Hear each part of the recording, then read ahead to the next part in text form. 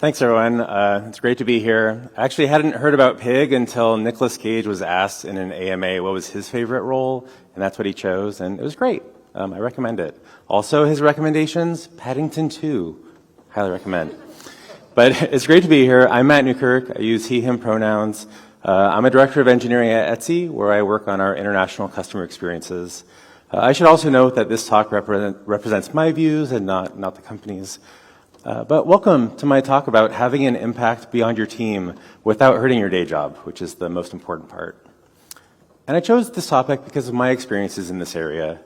When I started off, I didn't really have a playbook on how I could have an impact in a productive, useful way. And so I would go to my manager and I would say, hey, I think we should do these things. And they would say, I don't get it. I don't think that's a problem. And so they didn't see the value in my solutions either.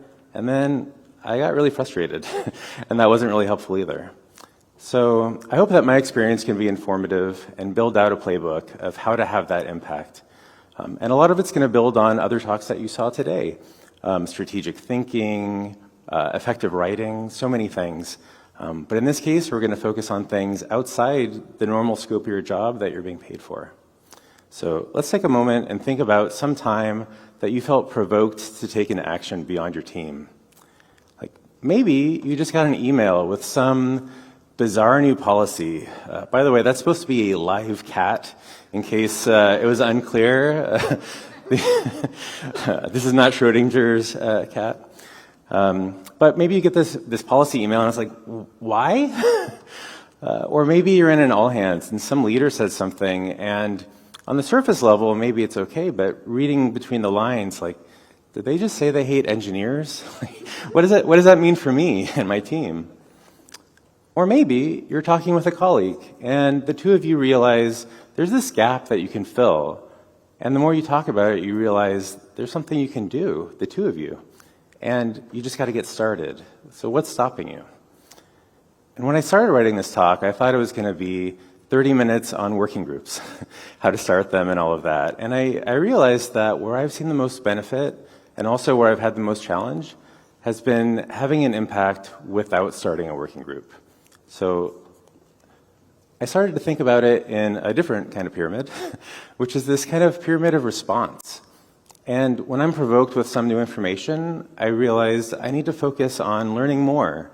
And that's really the base layer of this pyramid. And without it, everything just falls down. And above that is actually making change. And so that's influencing. But it's influencing other people, not myself, because I have very limited time.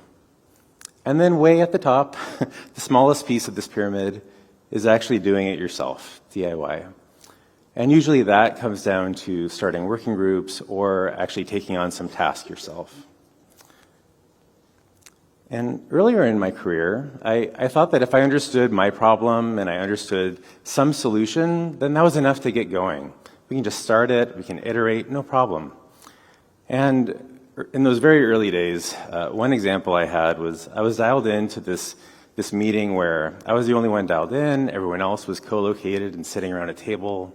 The camera was on one end of the table, everybody else was at the distance.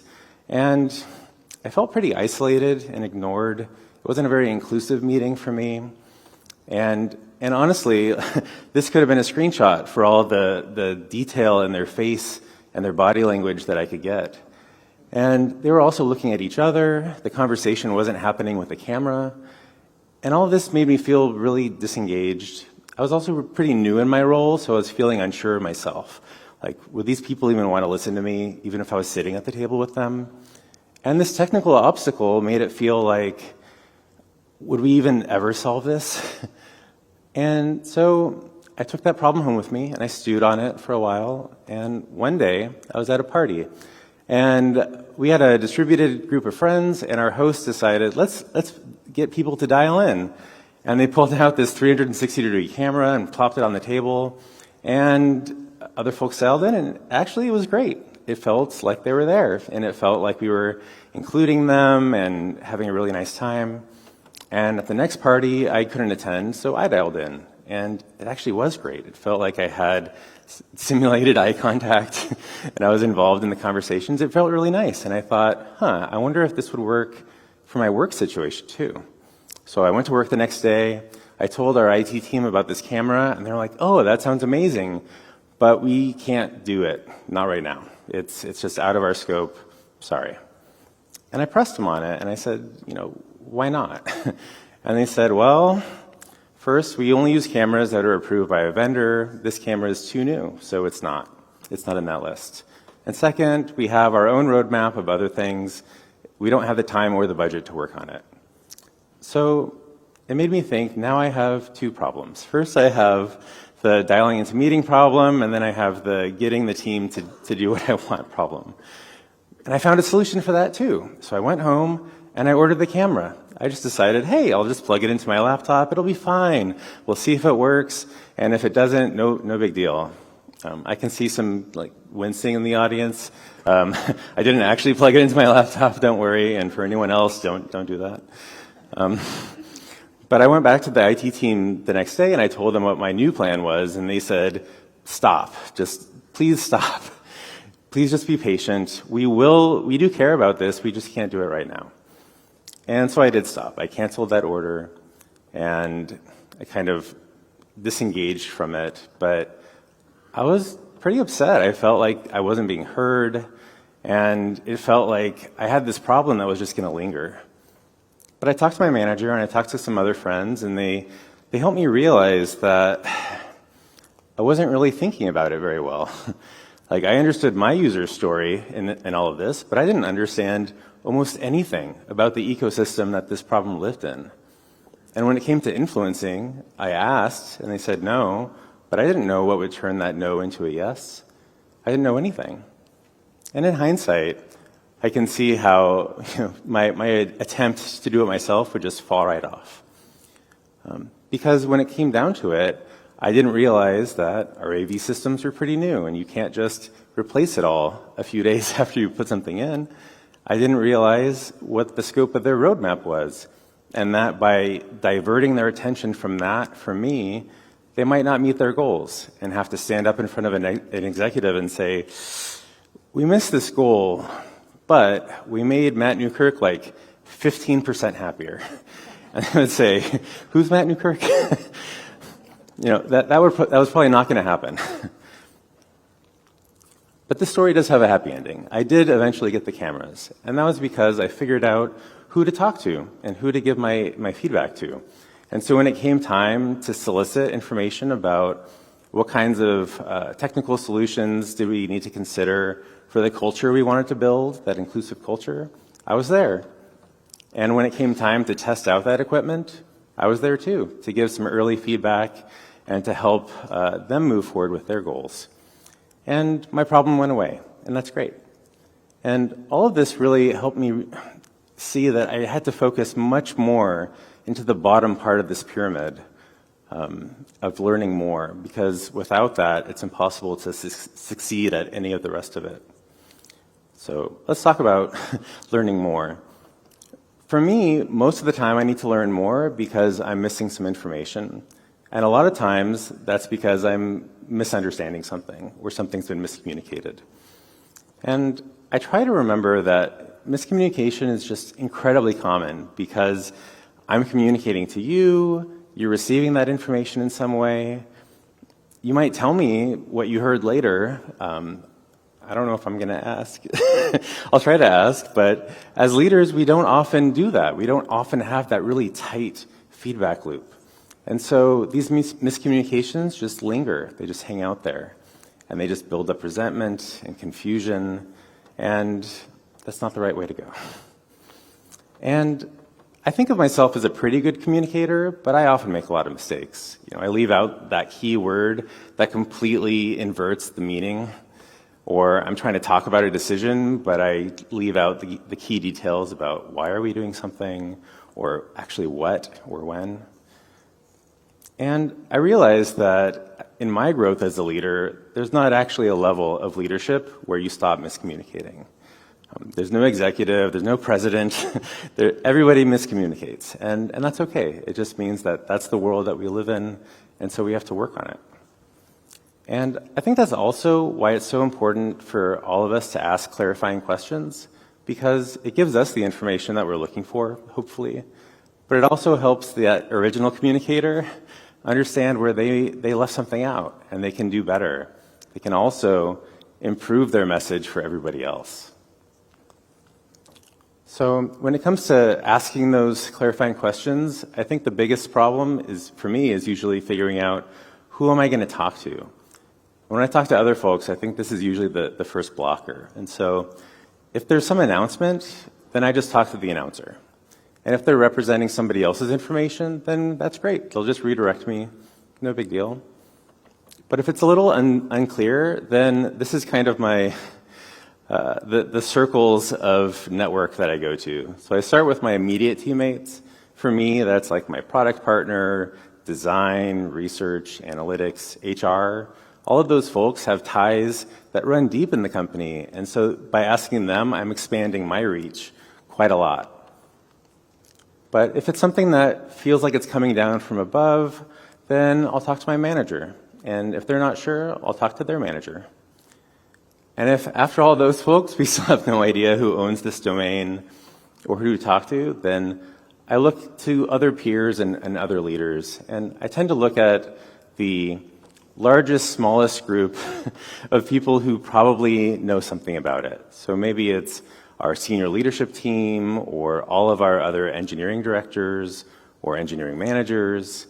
Occasionally, I just ask all of engineering, and that's okay. I don't worry too much about asking distracting questions because I'm not using like @channel or @here in a Slack channel. And we have a culture of curiosity, and I think that's great. Also, I don't worry about being confident that I'm asking the right person. I'm probably not. But if I don't ask one person, I'll never figure out who the right person is. So once I've chosen who to talk to, it's time to start thinking about what am I actually going to ask them. And I try to have some hypothesis in mind, like I don't understand how these colliding ideas are going to be resolved, or I see this gap and I think it's a problem for these reasons, and this is why we should address it now. And I try to consider whatever question I ask in service of either reinforcing that hypothesis or refuting it. A lot of times, if I'm misunderstanding something, like, oh, we're taking away that benefit, and I'm like, oh, no, we're not. Okay, great, problem solved. And over the years, I've asked a lot of people a lot of questions in person or email or Slack. Most of the time, I don't know those people. I haven't built up any strong relationships, and so these are always going to be kind of a first impression. And I feel extremely privileged to work in places where it's very safe to demonstrate kind and genuine curiosity.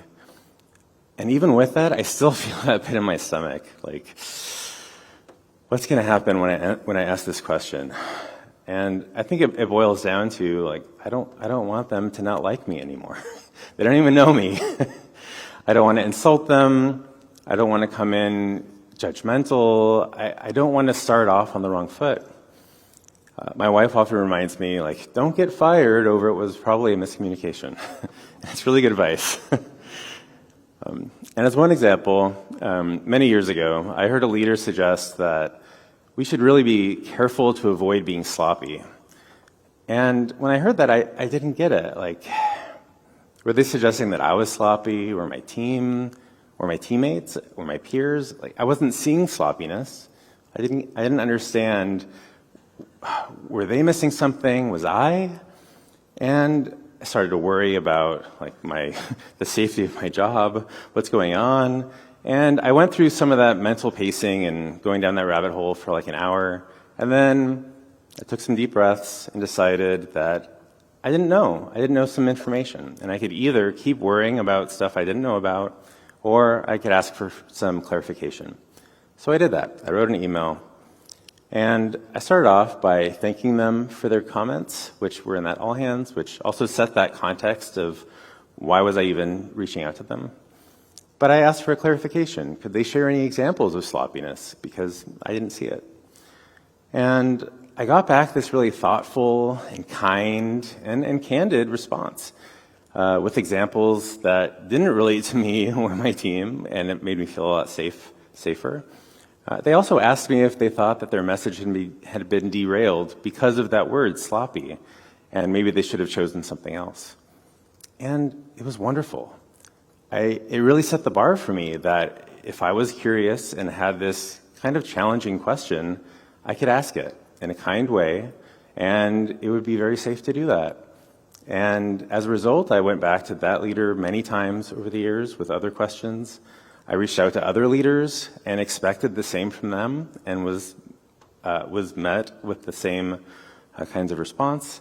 It also set the bar for me in how I try to model responding to communication, which is even when I get questions that are really hard or that I don't like, I still try to respond and be kind and thoughtful and think about what kind of fears are going through somebody's head when they're bringing questions to me. And I encourage all of you to do that as well and really think about your role on both sides of asking questions and answering them.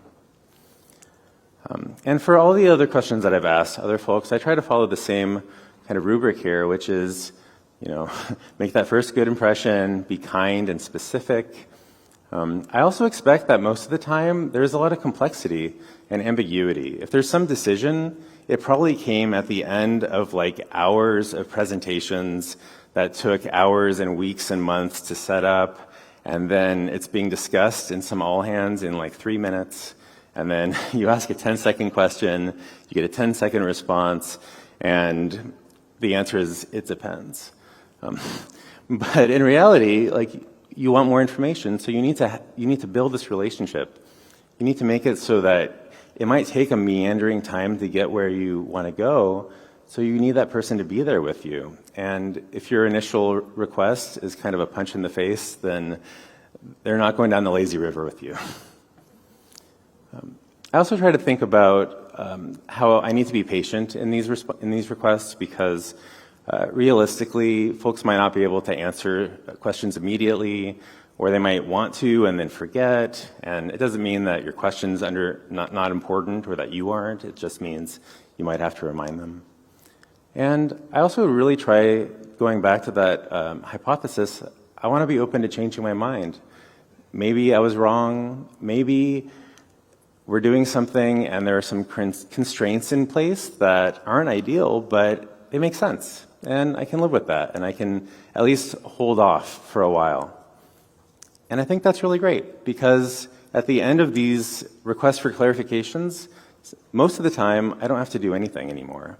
I have new information that I can share with other people who are also confused or upset, and I can help calm them. I also have new relationships, and now my network at the company is bigger, and I can do more, and I can ask more questions, and that's great.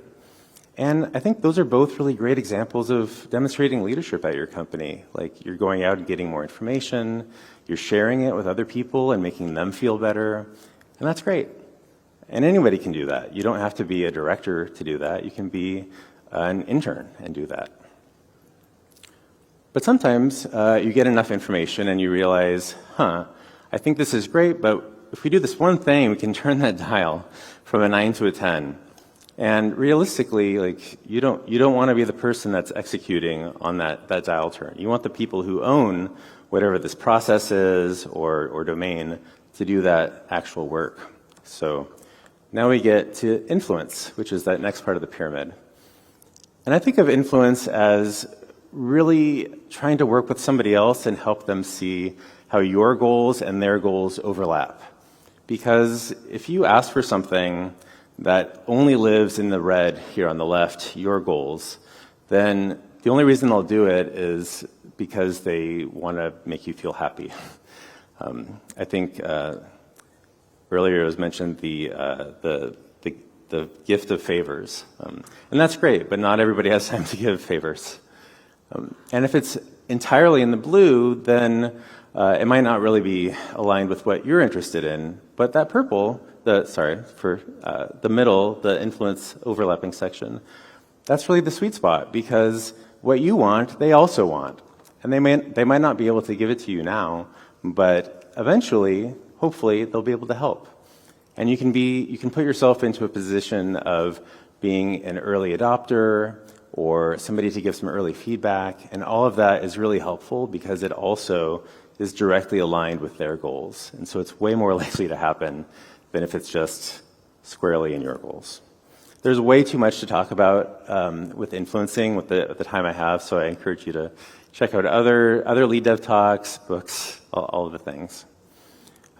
But so now we're going to get to that top part where realistically, nobody else is going to make this happen, and so it's really up to you to take an effort, take the initiative. If you don't, nothing's going to change. And I think when you start off here, you really want to have a clear hypothesis, and then bring that to your manager so you don't really hurt your career before you even get out of the gate. And so hopefully you have that hypothesis in mind. If not, I think what we just heard from Andrew is a great way to get started. But once you talk to your manager, you want to make sure that you're actually right about this problem. Like, do they validate your hypothesis? Do they have information that just makes it a non-problem immediately? Do they think the scale is as big? Like, you have it as a priority 1. Do they have it as a priority 7? You want to get aligned with your manager on that. You also want to figure out if you're the right person for this. Is there actually somebody else who is hired to work on this problem? Maybe they're so new that they haven't really been introduced to the company as the problem solver for this. Maybe there's another working group which is in the same kind of low level of visibility. Also, who else needs to be involved? A lot of times when I think about these problems that exist beyond your team, then there's somebody else who owns part of the domain, whether it's a process that affects all of engineering or something even more beyond. Like, you probably don't want to change your promotion criteria without including anybody from HR. You don't want to ignore the cross-functional needs of a lot of these projects. You also want to figure out who's going to sponsor this. If an engineer on your team comes to you and says, "Hey, can we try this new process?" then great, you're the sponsor. But if it's something beyond your team, then you need a sponsor beyond them. You could start with a pilot project that's just in your manager's group, and so they're the sponsor. Or you could go bigger. Your manager will help you figure out who that person is, whether it's the CTO or somebody else. And realistically, your manager might not have the answers to all of these questions, but they'll help you figure out who to talk to. And they'll also help you figure out if they're aligned with you starting off. And I almost forgot. The last question here is the most important one, which is this a reasonable time for you to work on it? And your team might have some just mission-critical projects that if you don't succeed, your team might be laid off, the company might fold. That's a worst-case scenario, but it's real. You want to make sure that your efforts are being prioritized appropriately. And so if you don't have the capacity to work on some extra effort, this might not be the right time, and you might need to wait. Whether that's a day, a week, a quarter, a year, you might have to wait, and that's okay. Because if you don't wait, then you're very much in danger of actually hurting your day job. So assuming your manager does agree this is the right time, and they agree with all the other things, you need to start working on your story. And again, I refer to Andrew's talk before this, because you really want to build up this great story so that you get all the right people involved in the decisions, in understanding the different use cases, and you don't want to do this by yourself. If you do it by yourself, you're at great risk of not actually succeeding because you don't want to be a one-person bottleneck for this. And as soon as you figure out who are the right people to get involved, I highly recommend that you start off by designing your alliance, which is a term that I picked up from an amazing coach I've worked with, Graham Copen. And the premise here is that you're being really explicit with each other about how you're going to work together, how you're going to hold each other accountable, what your meeting cadence is going to be, how you're going to communicate. And it's so important because anytime you start working with people on any project, now you're a team. But so often we don't actually talk about how we're going to hold each other accountable for these things. And then when something comes up, it gets really tricky, like, they missed that deadline. Do I tell them now? Do I wait until our next meeting? What am I going to do here? And if you set this up explicitly, I think it adds a ton of psychological safety to just be like, hey, you remember what we talked about? This is one of those things. Can we talk about that and figure out how to proceed? And you can come back to this. You can revisit your alliance as time changes, as different people get involved in your group, or as time constraints change. Definitely keep this in mind. And once you figured out how to communicate within your group, it's time to start thinking about how you're going to communicate outside of it. I highly recommend Lara Hogan's TikTok doc as a way to have a very structured approach at figuring out how you're going to get all that stuff going. And this is kind of what it looks like. You can use it for all the kind of the minor milestones of things, like for a presentation, there's like the script and drafting and reviewing, dry runs, all of that. But I think it's also really important to think about kind of the tiered communication approach that you have.